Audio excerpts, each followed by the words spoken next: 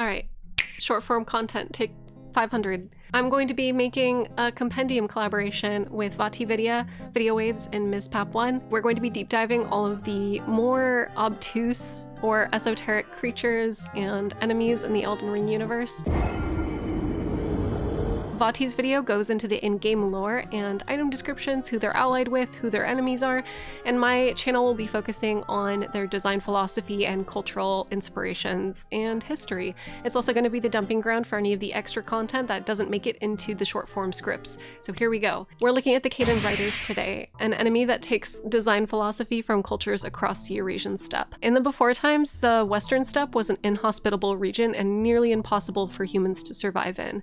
Around 3500 BC, however, northern Kazakhstan and Ukraine began domesticating horses that allowed for fast travel, making the nearly inhospitable steppe a highway for nomadic riders. As horse domestication became more commonplace among tribes within the Eurasian steppe, a famous trade highway known as the Silk Road was also established, connecting the Western world with the Middle East and with China. A society of nomadic horse warriors known as the Scythians. I made a boo-boo, yeah.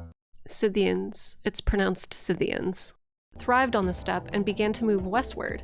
The Scythians were a vast and diverse group of cultures that dominated a large part of the Eurasian steppe, and of this group was the Sarmatians, a group of horseback nomads who utilized a unique type of scale armor that had a similar orientation to that of lizard scales or bird feathers, known as lorica plumata. They were located around an area known as the Pontic steppe and spoke largely in the Iranian language. In the 1st century AD, the Sarmatians began encroaching upon the Roman Empire in an alliance with the Germanic tribes, known by the Romans as barbarians. In the 3rd century AD, their dominance of the Pontic steppe was broken by these tribes, the Germanic Goths, and with the Hunnic invasions of the 4th century that nearly wiped them out, many Sarmatians joined the Goths and other Germanic tribes like the Vandals in the settlement of the Western Roman Empire, and they largely became assimilated. Fire! So the Kaiden Riders utilized the aesthetics of the Sarmatians, specifically with their helmet designs and the designs of their lorica plumata scale armor that is unique to them as horseback warriors, the fur that helps them survive the icy north,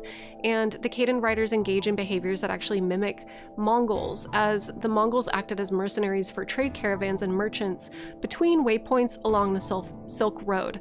Like VAATI mentioned, they're under the employment of Landel's nobles on the hunt for long and lost forgotten artifacts.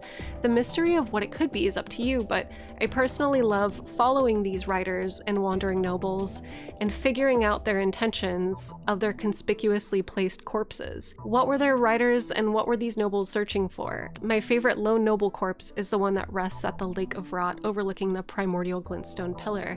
However, there's an item that can be found called the Giant's Crusher that said that that relic was once forgotten, so perhaps that was one of the relics they were looking for.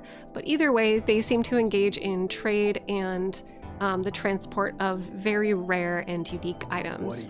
The Carrion Royal Family Swords is another that there were only less than 20 made, so it's interesting that it fell in the hands of the nobles and their Kaiden Riders.